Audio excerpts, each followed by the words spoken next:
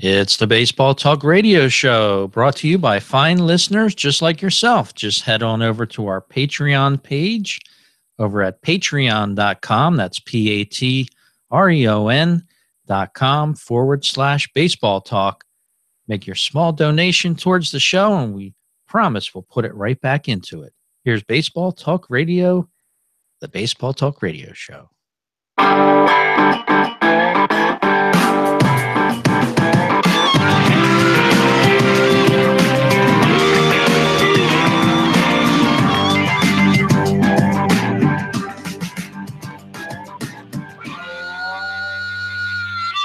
And hello, everyone, and welcome back to the Baseball Talk Radio Show podcast. It's your weekly show talking all about the world of baseball. And well, last week we saw a great game in the Super Bowl, Gary Mack. Yeah, Rich, what a game, I have to say. Turned it off for a while because it looked like a blowout. And actually, I was streaming the game, and it froze on me. And by the time I bothered to get it back, they were only 8 points down, the New England Patriots, and of course then went in to tie it up and to win the Super Bowl again. And hard to bet against Belichick and Brady.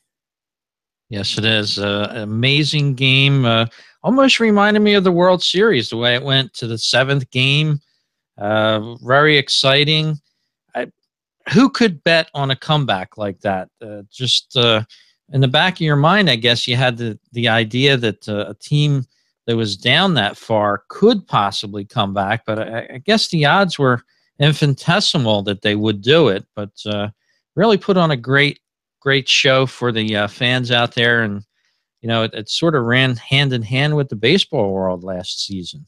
Yeah, it certainly did, Rich. Lots of close finishes and whatnot, and as we speak, we are mere hours away now from spring training, and baseball is here, Rich. Yeah, we're counting down the hours. We saw the vans and all the semi-trucks loaded up in the last week. Almost like a holiday around different parts of the country, Gary. A lot of social media reports on how they load up these trucks, how many baseballs they take down to Florida, how many packs of gum, socks, you name it.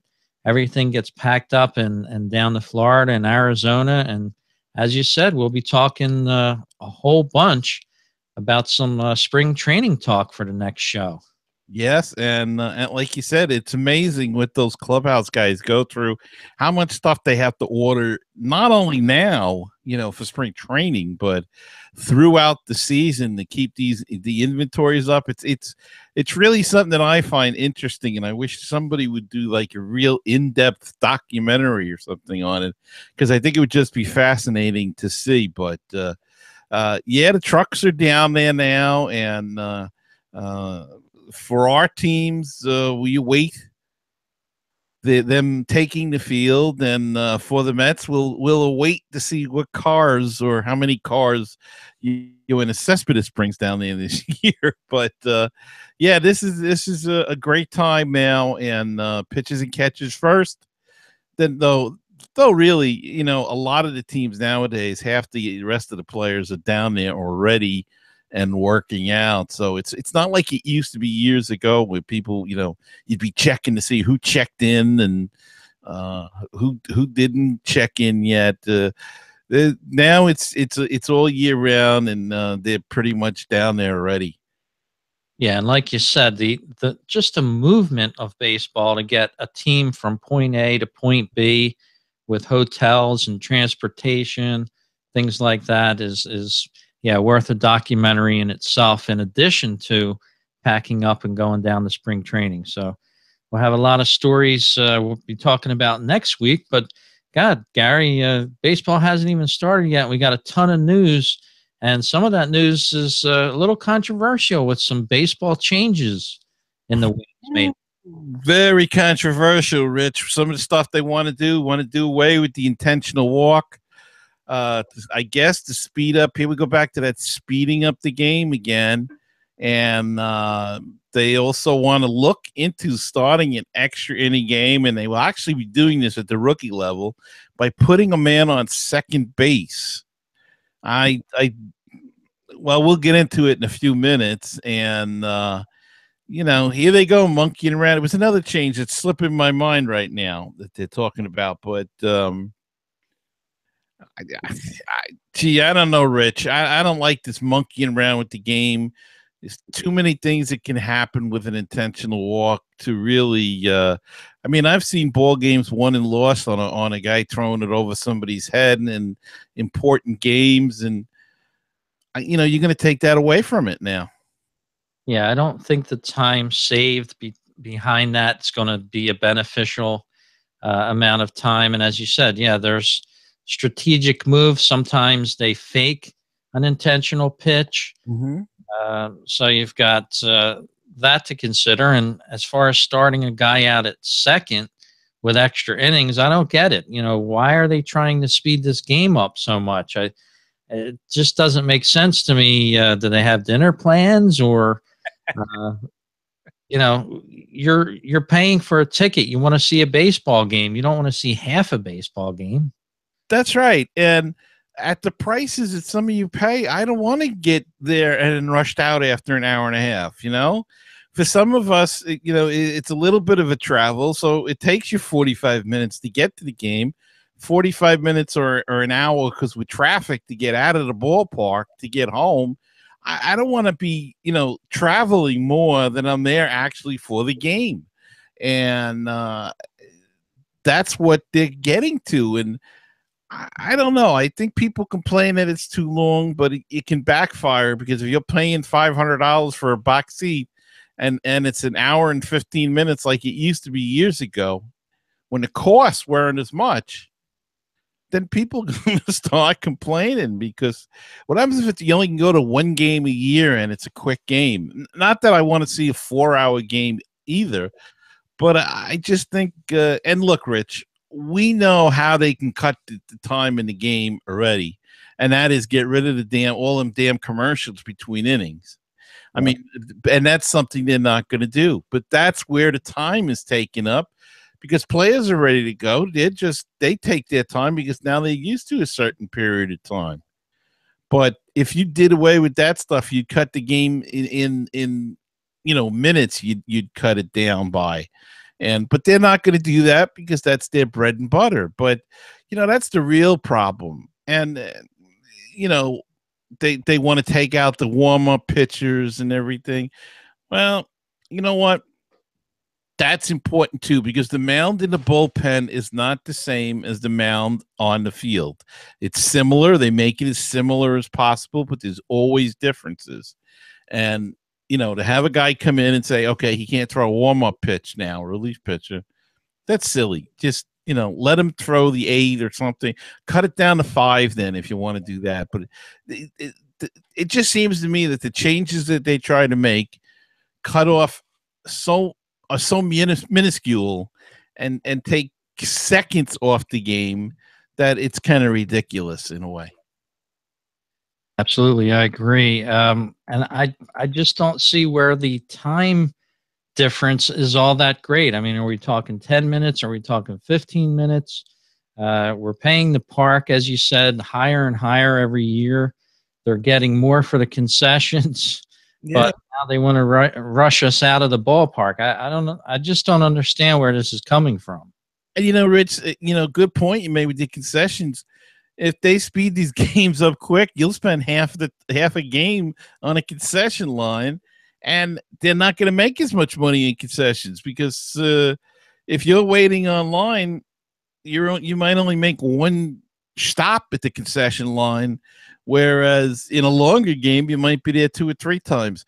So I don't know. I don't know what their thought process is. Well, I do know they want to speed up the game supposedly, but I just think what they're doing to go about it is not right. And like you said, Rich, starting a guy at second base, that's ludicrous. That's ridiculous. And then I heard somebody on ESPN, I think it was, who suggested that they only play 7 innings. No, that's not That's not baseball, and that's softball. Yeah, and that would be a shame. It'd be a travesty. Well, we'll see where it goes. I don't think too much is going to come of this, but the every week we hear more and more big changes. And I read a comment on one of the forums the other night, and it was basically, I believe it was Twitter, and the guy just said, leave baseball alone, will you, Commissioner? Yeah, I mean, it seems like he wants to monkey with everything, and I don't know. I just that's a good tweet. Leave it alone. That's it. So, in other news around the baseball world, of course, we heard some things that we've been saying for a little bit here. If you've listened to the show for the last year or so, we were talking about how the MLB seems like it's in cahoots with the gambling world, and it seems like the commissioner came out in favor of possibly exploring the link between baseball and legalized betting in the last week. Well, they're already involved in it. I think they have a share of, I believe it's DraftKings, who they have a share with, and then how are they gonna keep Pete Rose out of the Hall of Fame if they're advocating betting, and they're calling it sports betting now? So no more of this fantasy game stuff that they were calling it the last few years. They said betting. And it's all about making money, and I'm all for making money. But what happens when there's any suspicion of a game being thrown, or a guy throwing a game, and it could be something innocent. A guy could boot a ball, and they're going to say, oh, see, it's going to be like the whole steroids era all over again, only with betting. Yeah, and the thing is with that is, the betting's already going on. It's legal in Las Vegas. It's legal outside of this country. And there's an underworld, so to speak, of gambling that goes on every day in and day out across the country. So I guess baseball is finally coming around to the agreement that, yes, this is happening. Maybe we should jump on board with it, make sure that it's legalized in a proper way. And I think it's a very progressive type of stance from baseball. I'm quite surprised that they would, come out like this, because some other leagues have turned the other cheek for the reasons that you said, Gary. But it's already going on, and to the tune of billions of dollars. So to not know that is just turning your eye towards that as well. Mm-hmm.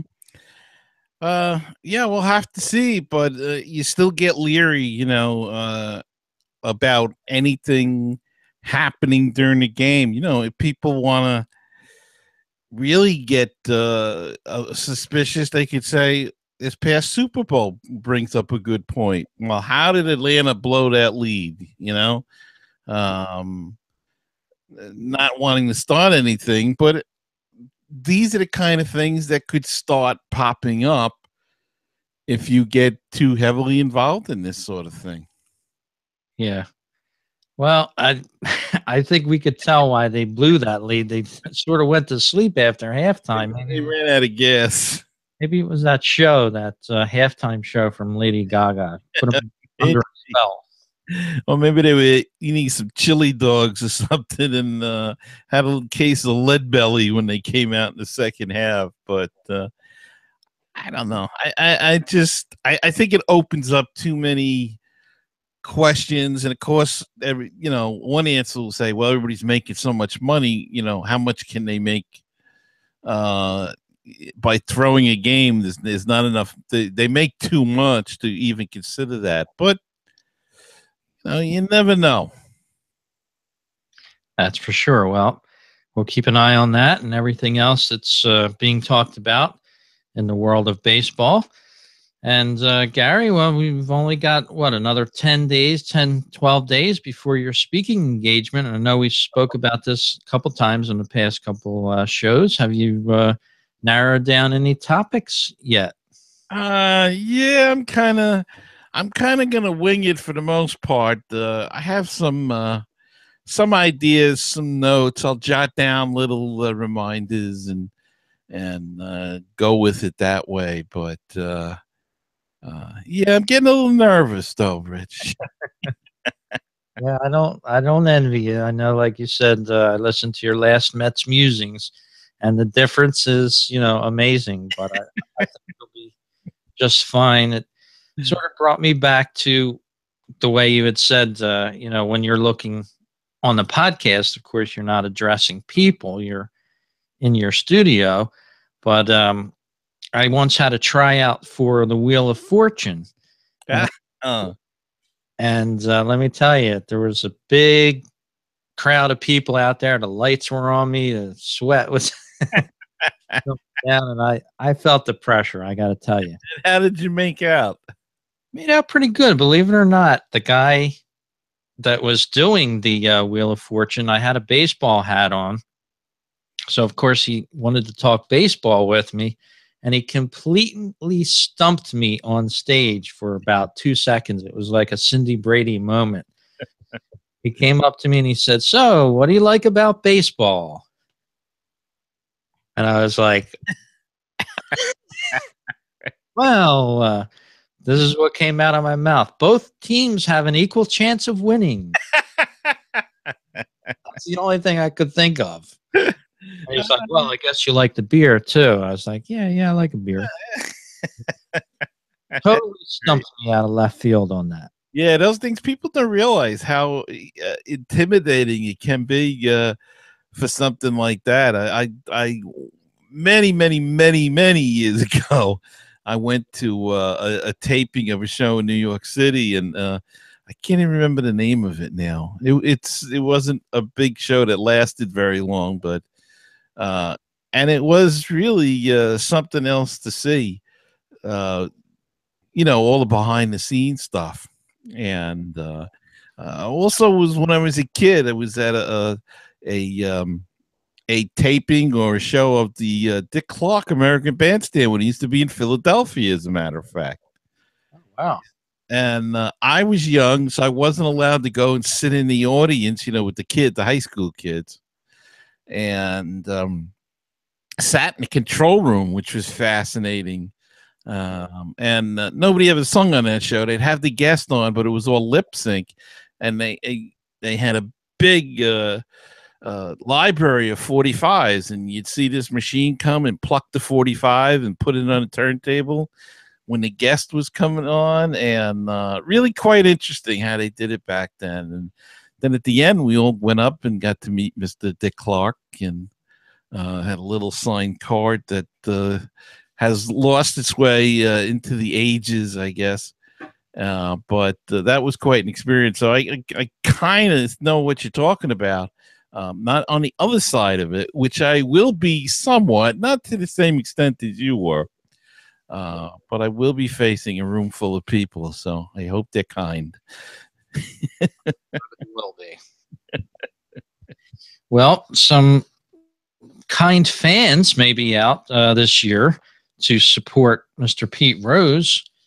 He just got permission to be honored by the Philadelphia Phillies in the past week.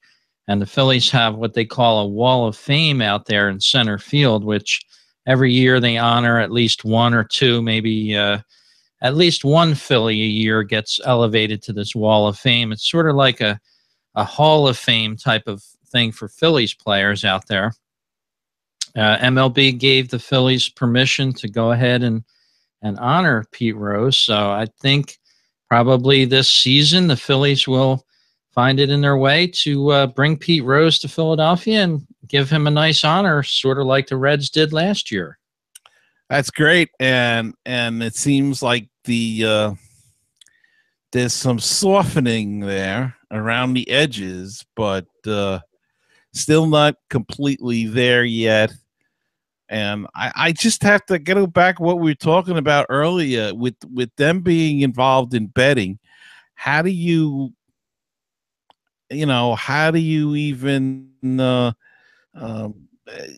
keep him under wraps like that? I mean, how do you just sweep him under the rug when here you're doing the same thing on the other side of the coin, you might say.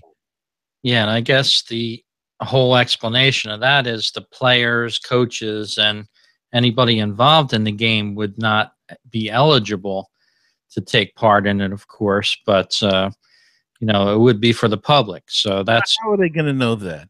Really, if you think about it, that's very similar, believe it or not, to segue into a little bit about gambling. In Atlantic City, that's the way it used to be many years ago. Casino employees couldn't gamble. There was a hard rule. If you worked in the casino, you could not gamble. Well, over the years, when business started to decline, all of a sudden, some of the employees now can gamble as long as you're not an executive. Yeah, you can come in and gamble and take your chance. So, yeah, over the years, liberalization of things do take place, but I think that's the way they would start it out. Of course, no players or coaches or anybody involved in baseball would be able to legally place a bet. So you get your good friend to set up an account, and then you handle all of the activity. So I'm sure it's going on right now, and I'm sure guys are betting on themselves or against themselves, or in all of these fantasy leagues. Look, they all have pools for the March Madness, and really, what is that? That is that's betting. Yeah. So, yeah. And baseball turns a blind eye to that. So, and we were talking a little bit before the podcast started, and you remembered Pete Rose in a jersey that I had even forgotten the team that he played for during his career.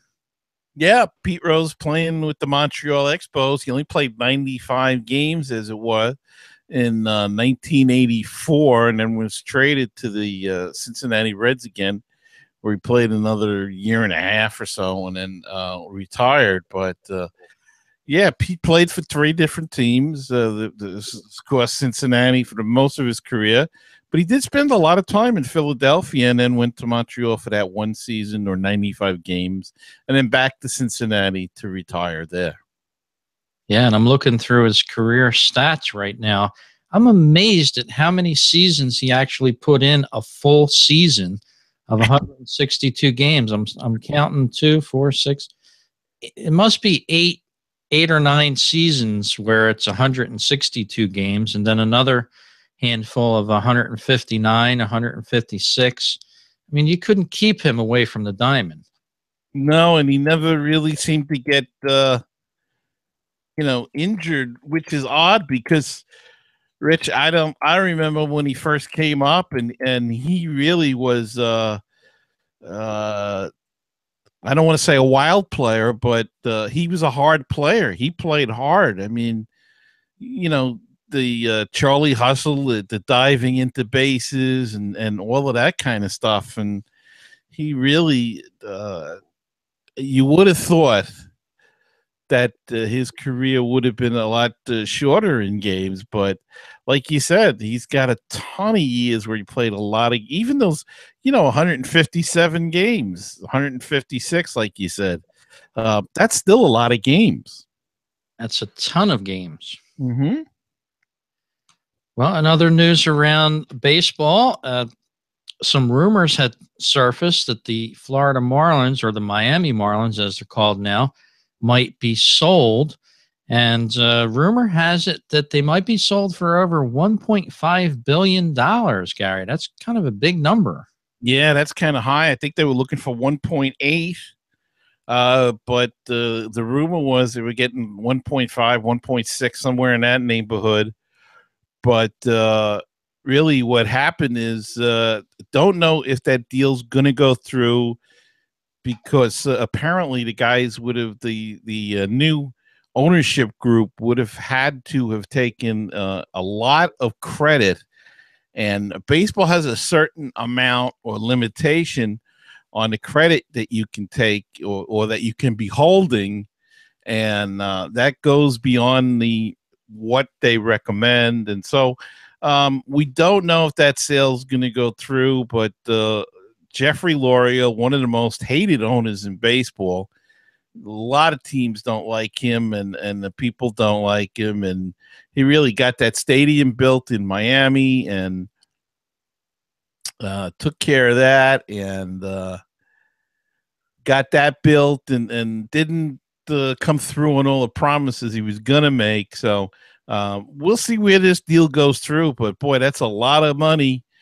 And I think he paid something like, did I read, like 110 million or something for the team, and quite a nice profit. Yeah, I think he bought into the team for like $12 million. Then he bought his partners out and then parlayed that into this big $1 billion payday. Yeah, pretty amazing, huh? But we'll see if he can move it to these guys. And it's a New York business group, I think, that want to buy it. Yeah, I've heard rumor that it's the president's associated friend there. Oh, well, I wonder if they'll turn it down, if they ever win, if they'll turn down going to the White House. The Kushners, that's who I've heard are involved in this. But very interesting there that the Marlins may be sold, and I think that might benefit the Marlins. It could, and this is going to be a big year for them because they're going to have a lot of big activities. They're going to have a round of the World Baseball Classic, WBC. They're also going to host the All-Star Game, I believe, this year. So a big season for them, and maybe that's why he's trying to move it now, because that's two things that are good on the resume, if you will. And especially the All-Star Game, that'll pack the people in there. So it'll be it's probably a good time, if any, to get rid of the team. Yes, indeed. Well, we'll have to keep our eye on that, as well as all the talk about the upcoming pitchers and catchers and the rest of spring training as it starts this week. And, of course, it always sort of happens around Valentine's Day, Gary. Yeah, that's when they set it up now. And it's a couple of days earlier this year, about a week earlier, I think, because of the World Baseball Classic. But it's always around that time. And, Rich, still some big names out there that aren't signed. And one of them being Matt Wieters, the catcher with the Baltimore Orioles, still not signed.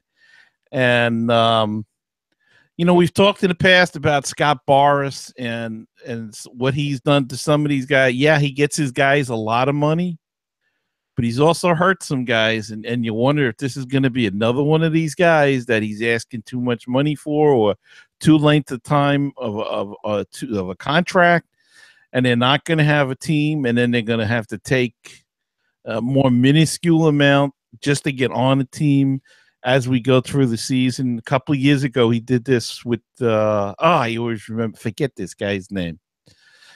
Whoever it was, shortstop, middle infield type, held him out. The Red Sox offered him, I think, $14 million, which was the qualifying offer. Boras had him turn it down and couldn't get a job, and ended up, I think, signing in June and July or something for like $3 million or something. And that's money he'll never make back. So, if I was a kid and Boras was my agent, or was thinking of getting an agent and Boras was one of those guys coming after me, I think I'd think twice about it. Yeah, sort of run the other way if possible. I think because sometimes he hurts you more than he helps. Yeah, he holds out a lot with a lot of these contracts, and sometimes the guys never pan out as well. They never pan out, and if they do, they never make that money back. It's very difficult, especially at age 30, 31, to make that money back. So sometimes you take the quality. What I wish I could. I always forget the guy's name. He ended up with the Yankees too.